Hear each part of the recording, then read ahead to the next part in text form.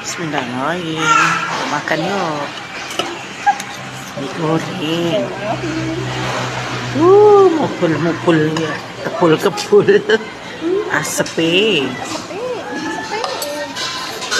Goreng daging. Pepet. Bisa ngomong no? Pepet. Kau boleh lihat. Yuk makan yuk. Bismillahirrahmanirrahim.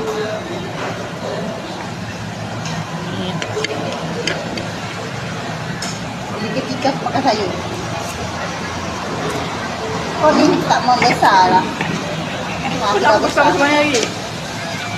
Kita buah pay dah ni. Buah pay. Waduh, hai. Sudah mak. Masih. Tadi udah bilang mak, tak ada pati ajar. Dia kena lebihkan lagi. Kicap lah, kicap masin. Dia kalau kicap manis tak macam ni.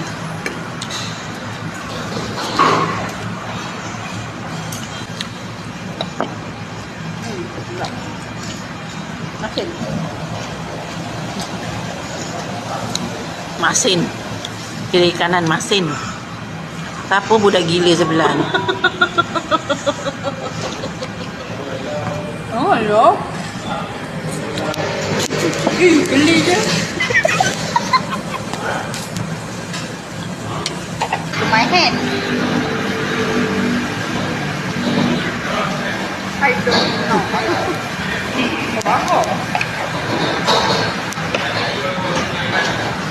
Hari ni pergi belanja, balik belanja. Balik singgah makan.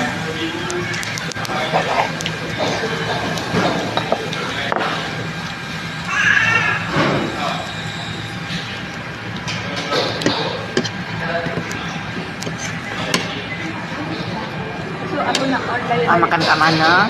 Dabus nasi. Makan nasi. Aku nak sikit nasi jumpa dia. Sampai hujung bulan 1. Dia bagi 3 bulan. Dah silakan orang tu. Macam kat Pai Sulong. Makan ita punya. Ita jadi mantu. Tak. Dia tetap tapi tak boleh makan hari. Makan satu biji. Selang-selang hari. Nama? Kata tak makan terus. Kalau makan tu. Bagus tak makan? Kata dua tujuh. Lalu. Ya. Kata orang tak lupa. So, kau belikan dulu. Tak beli.